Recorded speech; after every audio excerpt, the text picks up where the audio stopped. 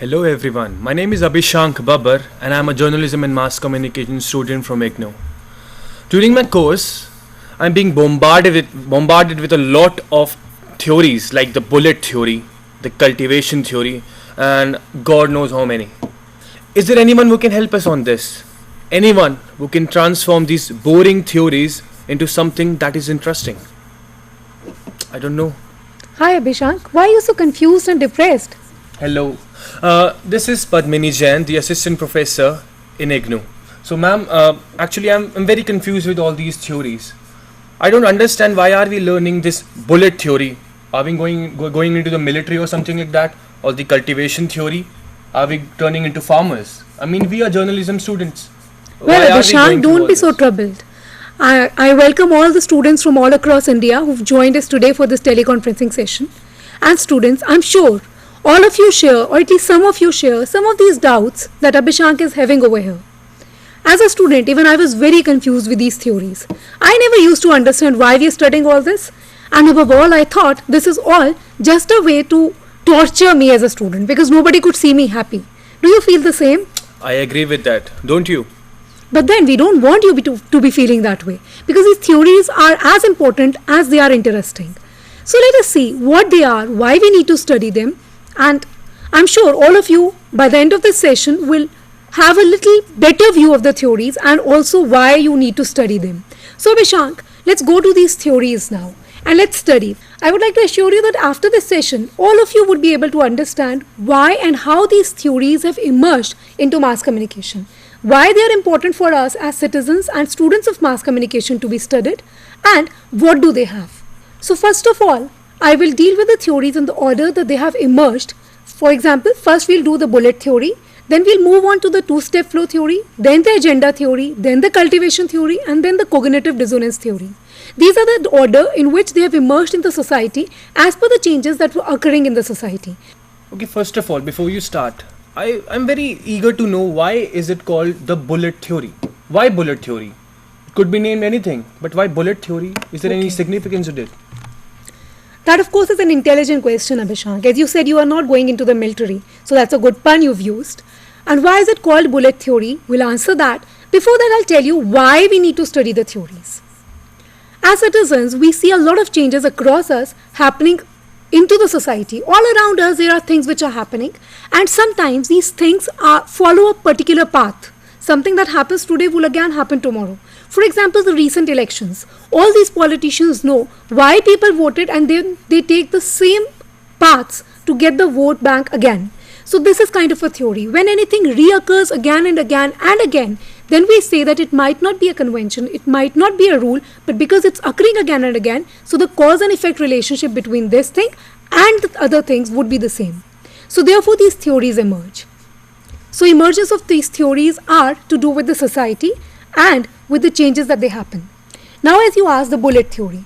Don't you worry, the bullet theory is also known by 2-3 other names. It is also known as the hypodermic needle theory. It is also known as the bombarding theory, as you also used the word. Now why is it called that way? There was a time in the society when the mass media was not that prevalent as it is today. There were hardly any television sets. There were very few radio programs. People used to go to the theatre groups and watch the plays for their entertainment or even their information. In those times, because the mass media was not all pervasive, people were not used to listening to many things that the media would say. What happened one day? There was a person known as O.G. Wells, and there was a play, War of the Worlds, that he wanted to have in some opera house. Now in that opera house, before having that play, he thought it's a good idea to put an advertisement on the radio. So brilliant advertisement was worked out, and that ad said, War of the Worlds, one planet invading the other, and the planets would soon be destroyed, and people will have to run somewhere. And can you guess what the effect was? People all across America actually fled to their farmhouses. They actually went to the areas where the population was less dense, and they tried to hid there. And in the end, it was nothing, just an advertisement for a play in an opera house. So then people thought that people reacted to this information like they would have reacted to any bullet from a gun. An information thrown into your head and it just goes and hits you without your head actually thinking what it is. So the people are not able to decipher, they are not putting their logics behind it, and it was just hitting them like a bullet. Hence emerged the name bullet theory. So there was a Frankfurt school of thought in those times. As in the picture you can see, it is like a needle, where the needle just hits you or the bullet just comes to your mind and you think of it. So these are the reasons why it was. So there were some people in the Marxist Frankfurt school in Germany in those days, and then they named it this way. So these are the people whom we can credit behind this great name that they have given to scare all our students. So I hope now you get the meaning of the bullet theory.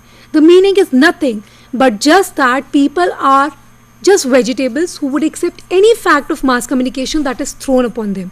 They would not reason with themselves. They would not think why this information is coming. They would not actually say that okay, this information has this logic or that logic. They would just accept anything. So therefore it is known as this theory. So one person giving you information and you are just accepting it. Now there is something very brilliant when we talk of the emergence of the theories. The bullet theory just says that people are passive human beings. They accept what is given to them. But slowly and gradually the society has moved into the theories where people are perceived as active human beings. Right? So are you clear with the bullet theory a little? I think it's very simple.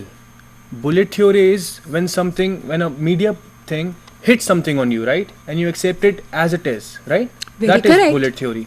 So it was simple, isn't Right. it? Okay. So but do you see that the bullet theory happens today also? I would ask you a question now. Do you think that today also that is the fact? Today, I don't think bullet theory is still relevant because now people have multiple media things, so they can get the information from different media, right? Very correct. So I think you are actually judging the point. So it was a time in the 1930s and 40s when radio had just emerged, television was not there. And in Germany, when this theory had emerged, there was Hitler who was telling all the media that Nazis are bad and everybody was believing him. If today you tell someone that this sect or religion or region people are not good, then they would have other views from the other media channels also. So now it is not the bullet theory. But still it does happen these days also. For example, everybody said that in 2012 the world would be destroyed. And people did agree to it. We saw all across India people were doing pujas and havans. They just believed one media who was telling it to them without actually applying their brains. So though it is not that prevalent, but still we see bullet theory in function at times. As students of mass communication, if you people understand what it is, you can easily detect where and when it gets out. So are there any other confusions regarding bullet theory? I think the bullet theory is clear, but still, it's just one theory, and I don't think it was that difficult. But Okay. there are more theories, right? And even if I remember the bullet theory, I am confused with the other theories. I mean, can you explain the two-step theory? Why As is you said, it is two-step? not that difficult. So be sure that even the other theories are not that difficult. And when you just do not attach the name theory with them and you just say, okay, these are things which we see happening all around us, then it would be very, very easy. So now, Abhishank, the two-step flow theory as you are asking. As you said that you do not see the bullet theory being applicable these days more or less. So what do you see is being applicable? People have many sources of information. Even if a television channel or a media house is telling you a thing or a newspaper tells you a thing, you would still reason it, maybe with your teachers, with your parents, or in a rural area you would reason it out with the sarpanch or the panch or other people whom you rely upon. So these are your opinion leaders in a way. So let us now discuss the two-step flow theory in the slide of opinion leaders. There was a time when this bullet theory was being accepted in the media. Now suddenly what happened? Some presidential elections came across in the US and people were not voting for the candidates whom the media was saying are the best candidates. And this was just a shock to the mass media philosophers actually, because they had thought that if the television says this candidate is the best, people will follow this like a bullet. But that did not happen. So then they went on and tried to research that what were the factors behind it. So what the people found out was that there was a mass media, there were some people who were following what the mass media was saying, and then they were distributing this information to the lay people or the general public. So this assumed the name to be the two-step. So first step is from the media to the opinion leaders, second step is from the opinion leaders to the general public. So people actually asked the other people around. So if your television was saying something, people discussed it amongst themselves. They disseminated this information from various sources. There is where the name two-step came from. So can you understand the difference between the bullet and the two-step? Bullet is media and the people. Two-step is one more step intermediating between them. And this is the opinion leaders. The people who take the information, who reason with it, people who are more educated, people who are more trusted by the society, and then they tell the people what is to be done. So, ma'am, can we say that the bullet theory is a one-step theory, while the two-step theory has two steps, right? So, bullet theory will have just one step. Brilliant. Of course, you can say that. But there is one more thing. Do you think that it is only the two steps? For example, I am your teacher. I see something on the media and I tell you, okay, this is how it is to be done. Do you rely only on me, or do you have other sources of information also around you? I'll check other sources, of course. So then, it means it is not only a two-step. These are multi-steps. You don't only rely upon your teacher, you also ask your boss in the office, you ask your parents in the home, you ask your peer group while you are into playing and other stuff. So there are many sources which you rely upon. You talk to many people. So this is multi-step. So why two-step flow theory is so important to us as mass media students is that it laid the foundation for the multi-step flow theory, which is actually the theory which is relevant today. Not everybody is relying, and rather nobody is relying on just one source. People are just in the center like a circle, and there are sources from all the directions coming to them who are giving them information. So this person now thinks about what is the correct information and then applies it. So this is the multi-step flow theory that we talk about. So two-step also gave birth to the multi-step flow theory. Okay. Now if you can see that there is an utility of this theory, very important, that it gave us the concept of opinion leaders. In mass media, the opinion leaders are your editors of the newspaper who form the public opinion, or maybe the news channels, news anchor and other people. And this theory also gave the multi-step flow theory, as we said. So from its emergence to where it came upon, this is very, very important. So the two people whom we credit behind this theory are Razisfeld and Cates. These are the people who did the research on the presidential elections, and they studied the voting behavior of the public. And then they came to the conclusion that the public is actually voting for people whom their opinion leaders think are good people, or whom the peer group says is a good people. So this is where they talk about. So this picture very clearly demonstrates that somebody is seeing it from the media, giving it to the public, and then the public is following the opinion leader, not the media solely. So it is a good theory, no doubt, because it actually gives us a wider worldview than the bullet theory as a very, very narrow theory was giving. So do you think it is a good theory? I think yes. Today it's very relevant. I mean, we should focus on many things and we should take opinions from people, because if you're following one media or one person, we can be wrong, right? Right. And not only we should, but we do that because we are, unlike the bullet theory said that we are passive human beings, we are actually active thinking humans. We tend to ask many people. So we would not just accept one thing. So do we move on to the next theory now? Yeah, sure. The next theory can be the agenda setting theory. Can you explain this with an example or something like that so that it's more clear to the audience and me, of course? Okay. So do you think what the name agenda setting tells you? Agenda is something which is important, and setting is setting it in the minds of the people, telling you that this agenda is important. So the name actually has the theory in itself. It says that when something tells you what is important, then it is agenda setting theory. Now if you apply it into the mass media context, media may not always tell you what you should think, because you are the thinking human beings. You might choose to think whatever way you do. But media at least tells you what you should be thinking about. What is important in today's era is what the media tells you.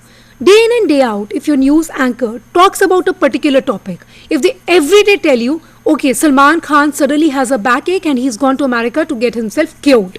So suddenly everybody is telling you Salman Khan, Salman Khan, Salman Khan. So the youth would think, okay, Salman is the most important topic of the day. Suddenly they were telling you Commonwealth Games are not to be the good ones. They have a lot of scam in them. So everybody in their drawing rooms, everybody during the bus rides or in the metros was discussing how the Commonwealth Games are bad. Similarly, something happened with Anna Hazare. He was doing something. Media might not have covered it. He might have been doing it just. But why was everybody talking about Anna? Because media told them that Anna is the most important topic of the day. Now some people did agree with him. Some people did not agree with him. There were debates going around. So that means people were free to think about whatever they want to think. But what they were thinking about was the Anna Hazare case. So the agenda setting theory is when the media tells you what to think about, though it may not necessarily tell you how to think about it. So what you think is your choice, but what you think about is the media's choice. So this is what on our screens we can see. That our most important story tonight is the floods or Aishwarya Abhishek wedding, or it is anything. So the media tells you and you all talk about this whatever is there. Now this theory actually emerged. This was Maxwell and Shaw. These were two philosophers who were looking at how the media is shaping around. So what they saw is the people who were watching more of television had a negative view of the world. They somehow thought that the violence in the world is more prevalent. So they classified their viewers into two categories, the heavy viewers and the light viewers. The heavy viewers were the ones who watched TV more than 4 hours. The light ones are the ones who watched television for less than 4 hours. So they asked these respondents to fill a questionnaire, and these people discovered that the people who were heavy viewers were more scared to go out in the street in the night. They thought that the world is more full of crime. They thought that everybody around them is negative. Why did they think that way? Because what television was showing them every day was the crime stories, the thrillers, the crime which was happening all around them, whether it was in the form of facts or fictions. That was what was being shown every day. So these people had this view of the world. So media was telling them to think that the world is a bad place, and they thought that the world is a bad place. So this research actually told them that media sets the agenda in the mind of the general people as what is to be thought of. Can you also give another example which is more of a close thing for us, a day-to-day thing? Okay, the media sets the agenda. First on your screens you can look at the two people who gave you this great theory. So these are McCombs and Donald Shaw. Okay. So these are the two people who gave you this theory, and as I said, the example which is more closer to the media is that people watch a lot of television and they think this. Now let me bring it to the Indian setting. Day in and day out you'd watch these crime stories. So there is Khalbali, there is Sansani, there is India's most wanted, ज़माना बहुत ख़राब है, चैन से सोना है तो जाग जाइए, हर तरफ crime हो रहा है. When you listen to all this day in and day out, somehow you tend to believe that this is happening. I would give you an example. One of my friends rang me up from Assam the other day, and she said, "Oh, Delhi is all flooded." I said, "No, Delhi just had normal rains. Why do you assume that?" So she said, "No, I saw it on the media. The television was showing me that the roads are flooded, the cars are just water deep, and nobody is able to move from one place to another." Now what happens? Delhi is very big. There were certain drains in one corner, and of course the city life, the modern life that we have, the streets do tend to get clogged somewhere or the other. Now what the media does, the media covers only that picture, gives it in a full-blown shape in your daily newspaper or on the news channel. For example, the Mumbai floods. One time the floods came, the media had the clippings and they showed it again and again and again, year after year, tending the people all across India to believe that Mumbai gets flooded every year. Neither Delhi nor Mumbai are getting flooded, but people are talking about it, that it is being flooded. So media is what they tell you is to be thought about. Now somebody like you might think, oh, this is just a media game. Somebody like me might think, oh, see, the government is not even taking care. So we might have our own opinions about the thing, but both of us are thinking about the floods, which the media tells us that you should be thinking about. So this is precisely the agenda setting theory. Now this agenda setting theory has three sectors. It is the public view, the policy view, and the government view actually. The media view, the public view, and the policy view. Media thinks, now on your screens you can see, media tells you something is important, the public thinks that is important, and the government is somehow forced to make policies upon that. For example, the Commonwealth Games. The media thought it was an important issue, nothing good was happening. So they allowed the public to think the same way, and the government was forced to take notice of the thing and make policies accordingly. Whether now it is looking into the corruption charges or then it was hurrying up the processes. So the media tells the public and in turn it tells the policy makers what is the policy to be made. So it is not all that negative. Sometimes it also gives birth to the public opinion, but at times it does serve a negative purpose where it blows an agenda out of proportion. So of course there has to be a media literacy in question where you decide how much you want to take in a thing, or you take it with a pinch of salt, but the media would always be telling you what is important. Can we move on to the other theory? It is known as the cultivation theory. So now what are you cultivating, students? Are you cultivating the agricultural crop or are you cultivating the media? So this of course would be a confusing thing because they give you names like cultivation, like Bullard, where neither are you an agrarian nor you are a military person. So why this cultivation theory? What does the cultivation theory actually talk of? This theory was very, very prevalent when the OJ case was there, and more recently the Bill Clinton Monica Lewinsky case happened. So there is when the media and the people acted in a certain way. So this is where the cultivation theory comes into being. So this theory actually deals with an idea that television shapes the concepts of the social reality. Television tells you what the real world around you is. This is a theory which George Gerbner, who is a very famous media philosopher, actually gave. So Gerbner and his colleagues were actually analyzing the effects of television on the people, and they actually said that it cultivates your worldview. It tells you what is happening around you. Like we saw the earlier example of the heavy viewers and the light viewers. There the people were thinking of violence. But if the people think, okay, the world is actually a violent place. So now what the media is doing? Media is not only telling you what to think of, it is also telling you what you should be thinking. So cultivation theory is like moving a step further from the agenda setting theory. Agenda setting theory just told you this agenda is important. Now you are free to think of it. Now cultivation theory said that the media will also cultivate in your minds what are the views that you would hold about it. So this is a picture of George Gerbner. He's a famous philosopher. I think all of you should also recognize the people who've given us these theories. Now the cultivation theory you can all see on your screens, the diagrammatical representation of the cultivation theory. This cultivates the mind view of the people, that what you have to be thinking. So the policy or your opinion leaders, whatever they tell you, you just think of that, how important it is and how good or bad it is to look at the theory. So I would again go back to the light viewer, heavy viewer example. If the people thought that violence is the most important thing to be thought of, then it is an example of agenda setting theory. If people thought the world is actually a violent place, then it would be an example of a cultivation theory. So it is just the next step to it. As I said, we were all thinking floods are important, but you might think floods are just given by the media. I might think it is a reality. But if we both think the same thing, then it is the cultivation. If we think there is nothing more important in the world than what my television is telling me, then it is cultivating. So it is like cultivating a crop of ideas into your mind. When your brain thinks of a thing and thinks in the direction that your channel wants you to, then it is a cultivation theory. Now, the media tells us that 2G, every day they are researching 2G, there are raids by the CBI on the 2G case and all, how much of the lobbying happened, Radia cases, tapes and all that. So we might all think, okay, 2G is the agenda for today. So when I am not prepared to look into the facts on my own, when I just believe what is being told to me about an important issue, then it is like cultivated into my mind of what I will believe.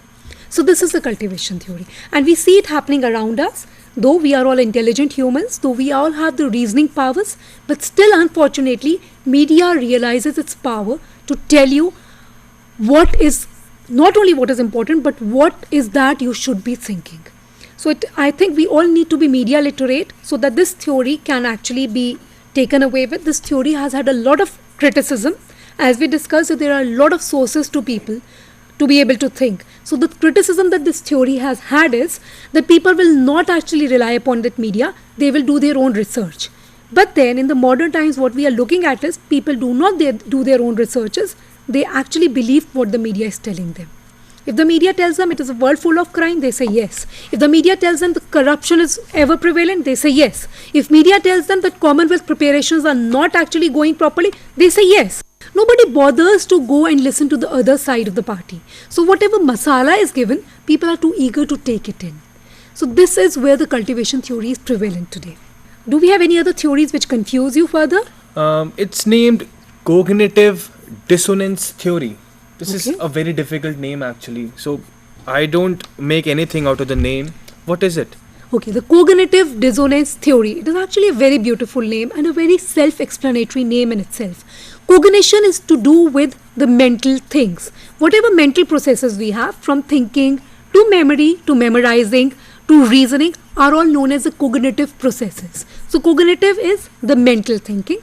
Dissonance is the opposite of assonance. Something that we agree to, something that gives us a little discomfort is dissonance. When there is, for example, if in your physics you have done that from the solid to the liquid, when the molecules get converted, they are in the state of a dissonance. Do you remember this term being used in your class 8? Dissonance? Yeah, now I remember. So the state of discomfort is actually dissonance. So when the molecules in your brain are all discomforted level, when they are just going here and there and they do not know what to think of, then it is dissonance. So mentally, when there is a problem, problem is not to do with your IQ, but while you are thinking and you do not know where to agree, where to disagree, this is the state of cognitive dissonance. So as we referred to the psychology thing, there was a man called Leon Festinger was a person who gave this theory. And from psychology, we as mass communication students have taken this theory in. There's a beautiful cartoon over there which will tell you a little thing.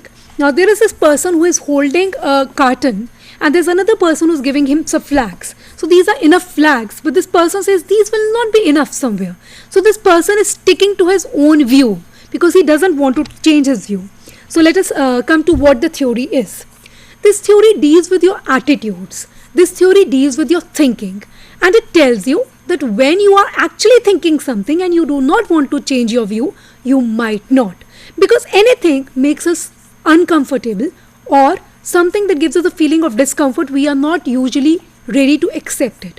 For example, I might be a very, very studious person and I might study 18 hours a day and still take 70%. However, Abhishank, you might not be a very studious person. You might just come with one night preparation and still take 72%, which is more than me. Now what do? There is a fact which I have accepted since my childhood, since my studenthood, that if you study more, you get more marks. So it is a directly proportional thing. More studies, more marks. But suddenly there is a student who studies less but gets more marks. So I am somehow confused. I do not wish to agree to this view because this gives me uncomfortable feelings in myself. So this is where it is discomfort. So this is where, what will I do? Either I will say, okay, this was just a fluke, it was just a chance. Or I will say, no, there are many other factors also. He might have a better understanding of the thing. He might have a better concentration power. So somehow my view has to change. So either I do not let my view change and remain in a comfortable situation and say, okay, this was just a fluke. Or I become a little uncomfortable and accept another fact. So this is the cognitive dissonance. When mentally I am challenged with the views that I already held dear to myself, then what is the path that I wish to accept? And this theory actually does this. I might be a regular smoker. Okay, I smoke a lot of cigarettes and suddenly there is someone who tells me, there is a media report that tells me smoking is injurious to health. Now, if it was a bullet theory, I will accept this fact. I would say, of course, smoking is injurious and it will immediately stop smoking. But because it is not the bullet theory, if it was a two-step flow theory, my opinion leader, my doctor tells me smoking is injurious, so I say, okay, I believe you, and I stop smoking. But it is not the two-step flow theory we're talking about. If it was the agenda setting theory, the media would day in and day out be talking about how so many people get cancers because they smoke, and I would think, okay, there is something dangerous about the smoking. If it was the cultivation theory, I would think, okay, yes, smoking is actually dangerous and I will change it. But now, this is a cognitive dissonance. This gives me powers as a human being. This tells me I have a brain to think. I would accept things only when my brain accepts it. So even if my media, my opinion leader, my television is telling me something, unless I accept the idea, my opinions will not change. So now, smoking is injurious to health is a news report. There are two ways I can go about it. One, I will say yes, of course. If they are saying so much, if they are giving me these proofs, of course smoking is injurious, and I will shift my habit to being a non-smoker. On the other hand, I want to comfort myself. What I would say? Oh, these researchers are not good. They just take 10 people in view and then there are thousands of people who smoke. So these researchers are no good and I am an educated person. I know in myself. So I would reason out and say, okay, these researchers do not give me the real view. I've been smoking since 20 years, nothing happened. So who says it is injurious? I will keep smoking. So what happens? Cognitive dissonance. There is a habit I have. There is a media news that I get. But I do not solely rely upon my media news. I have two ways to go. So I think in the direction that I would like to think. So this is where either I remain in an uncomfortable situation, but then I am always, as a person, we are all trying to be, our aims in life are to be comfortable. So the comfort would come with two things, either with disagreement or with agreement. So this is what cognitive dissonance says. And it is very different. Can you now see the journey from the bullet theory to the cognitive dissonance theory?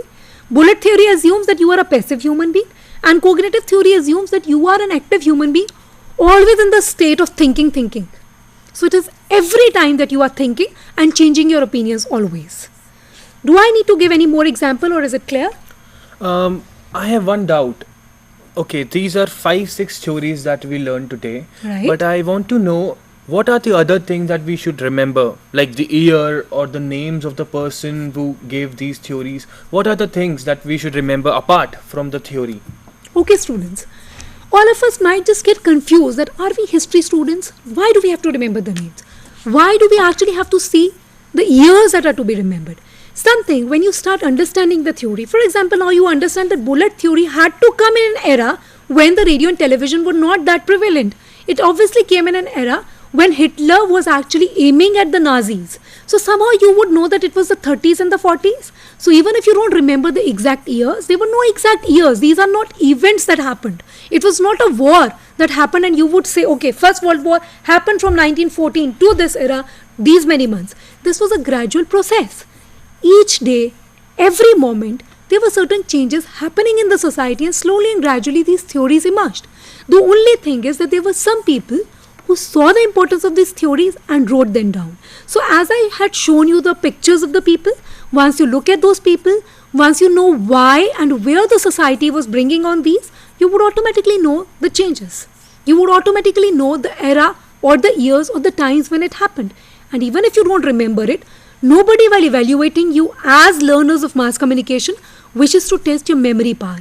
What the people want to see in you is how much good understanding do you have. And years and people would just come naturally to you because these are the people who gave them to you. So if at a glance I would give you the brief of the theory or maybe the summaries, the bullet theory talks about the direct effect of the media upon you. The two-step flow theory introduces the opinion leaders in your mind. The multi-step flow theory also introduces the peer group.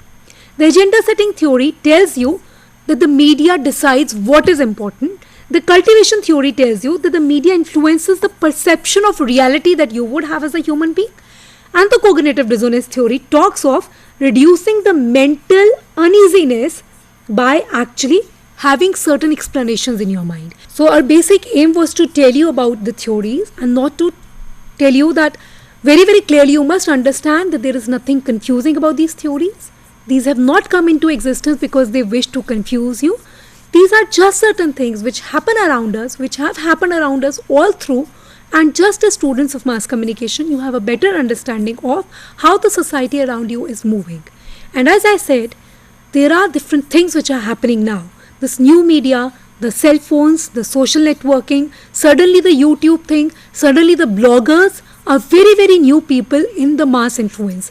Anybody and everybody is influencing you these days. The sources of information are immense. It is not only the classroom. It is also the Professor Google, as we call it. It is also the Wikipedia with whatever doubts you have on its information. It is always there. So information these days is not coming only from the opinion leaders as in the teachers, from the mass media as in the radio or the television. It is coming from the new media. It is coming from the web sources. It is also coming from your peer group. It is coming from the theatre groups. It is coming from the talks you have on the street. So there are many, many, many sources coming to you. But what you have to be alarmed about, always clear about, is that be media literate. Not anything that anybody tells you is to be accepted. You are no more passive human beings that a bullet will come and hit you. You are thinking human beings. So know how to filter your information. You must also know how literate you are. For example, your magazine or your newspaper ads might day in and day out tell you, come and get thin, come and get beautiful, come and get tall. They are bound to tell you that you are not beautiful the way you exist. But when you see a picture in a newspaper, kindly don't just see into it. See into the mirror. Don't see into the magazine. See the mirror and ask yourself, okay, do I need to go here? Do I need to do this? Are they telling me the correct thing? You might go and do your own researches. And that is where you will be more aware media students. This was a very interesting session, Padmini ma'am, and I must admit that I've got a very much better understanding of what these theories are than I had earlier. And I must hope that all my friends there will agree with me. Thank you so much for this session. I find it very interesting and very educational, and I hope that we'll be back with a lot more like that. Thank you so much. Thank you so much.